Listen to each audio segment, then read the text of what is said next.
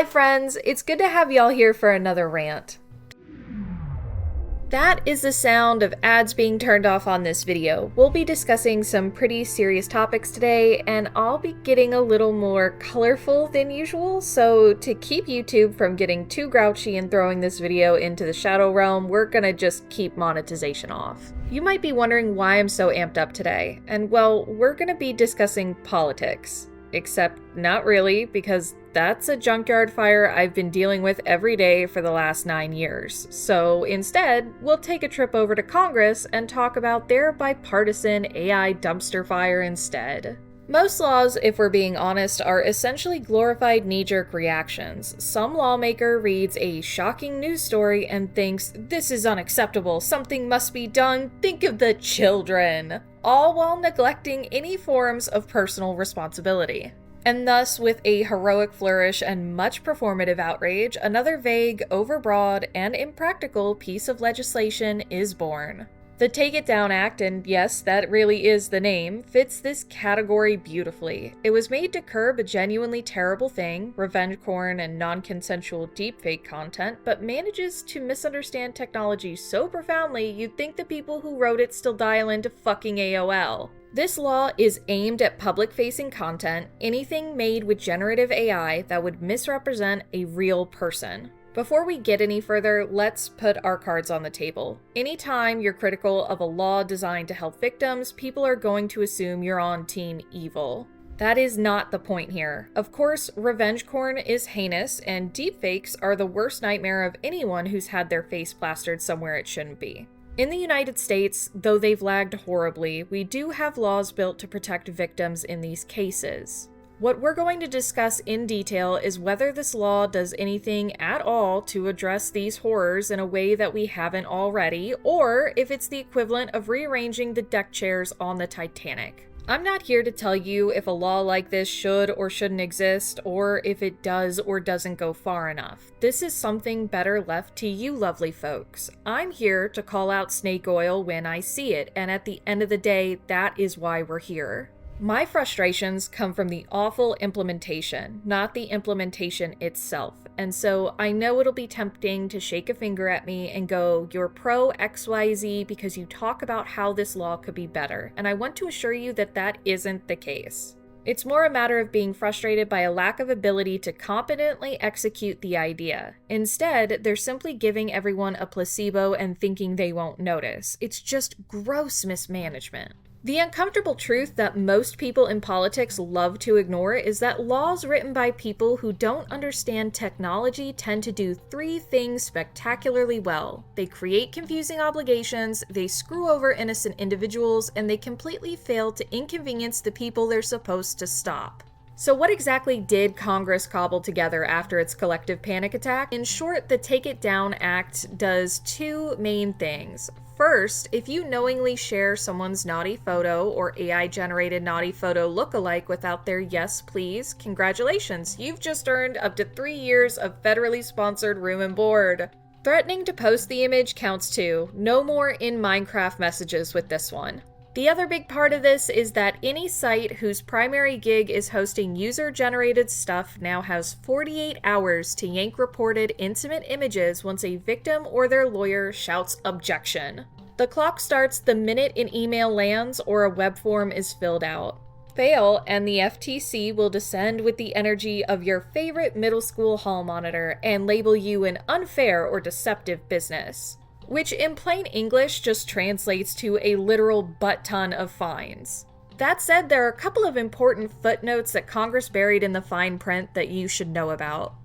Number 1, a covered platform is defined so broadly that it scoops up everything from Reddit to that random forum you found through Neopets 15 years ago.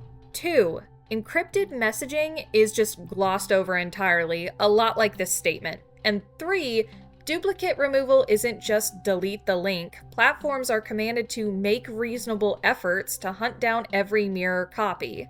Oh, let me get right on that. I'll just pray to the hash database gods or some other fuckery, I guess. In theory, victims get a faster, simpler path to take down hell, but in reality, we've handed big tech a giant red button labeled remove or else, and we're just trusting that no one abuses it, 'cause sure, Jan, that'll happen. Okay, so let's get into why this possibly well-intentioned mess won't actually do the thing it says on the label. For starters, it fundamentally misunderstands how revenge porn and deepfakes spread.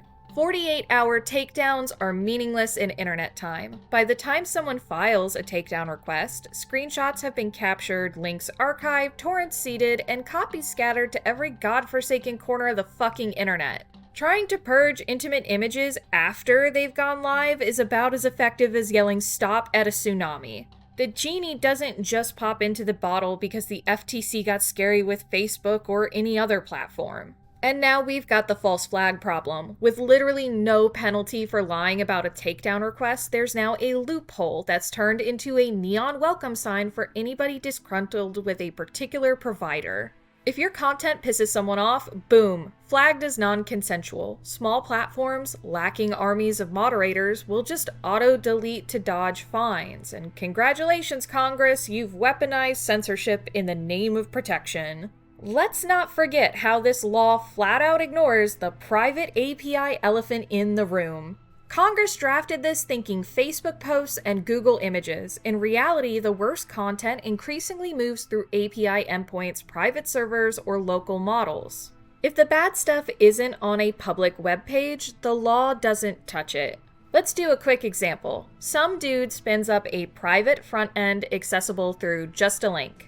Nothing is posted to the front page. Users have to share the content with one another through different platforms. Users are then able to make API calls to produce deepfakes. Nothing public-facing means no mandatory takedown because the site uses locally stored data or character card links as opposed to public-facing anything. And I know there's someone out there reasonably going, that'd take some time to set up or change. Except, even my own website technically has the capabilities to skirt around every part of this law, and it has been able to do so for years. So if platforms are already unintentionally engaging in this workaround, what is it accomplishing? None of that really matters though, because fly-by-night websites give precisely zero shits about FTC threats. Today's revenge porn or deepfake host is tomorrow's dead domain. If the FTC even manages to send out an angry letter, operators shrug, vanish, and relaunch anonymously elsewhere, probably from a server farm in a country where the FTC's jurisdiction amounts to politely worded emails and wishful thinking. So, it's as easy as a host outside of the US and opting out of indexing and searchability on the domain so that bad content is never even logged on Google or other search engines. This completely bypasses any diligent victims who have set up some form of alerts to try and protect themselves.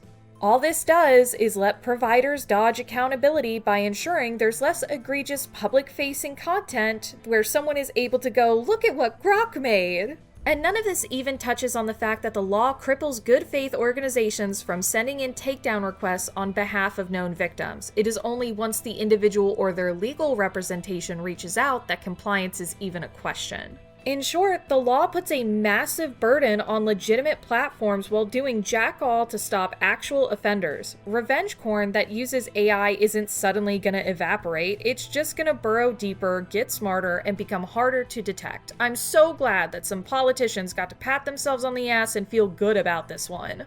So here is where the train starts to really go off the rails. Beyond failing victims, chilling free speech, and spawning black markets, the Take It Down Act does something subtler, but arguably even fucking dumber. It screws over the AI industry by putting up barriers to entry for small or new providers. Let's talk about the obvious. Compliance costs money. Big money. To meet that magical 48-hour window, you'll need AI models running detection algorithms, moderators checking takedown requests around the clock, and legal departments vetting vague, reasonable effort standards. That's doable if you're Meta or Google and can casually toss a few $1 million at the problem, but smaller startups and indie developers, they are fucked. They don't have millions to waste playing FTC compliance whack-a-mole. We already struggle in this industry for KVCV projects. That's knowledge collected from volunteer contributions. So this isn't going to make these projects any more likely to pop up, let alone survive. And when the public complains about a lack of ethical AI, this law effectively walls them off from flourishing at all. And to that note of visibility, do you really think Discord is going to comply with this right away, or do you think it's more likely that large platforms will spin up legal cases for years to put off any responsibility? Their platform and the content hosted therein is technically publicly accessible, and currently hosts some pretty deranged servers specifically for curating this sort of content. What about Character AI, who holds comparable traffic to Google? Oh, they already have a workaround for this law in place and have for years to keep bad bots out of the hands of the press? Well, shit, I wonder what the consequences of that will be. What this does, unintentionally or not, is reinforce monopolies. Only established, heavily funded platforms can handle compliance.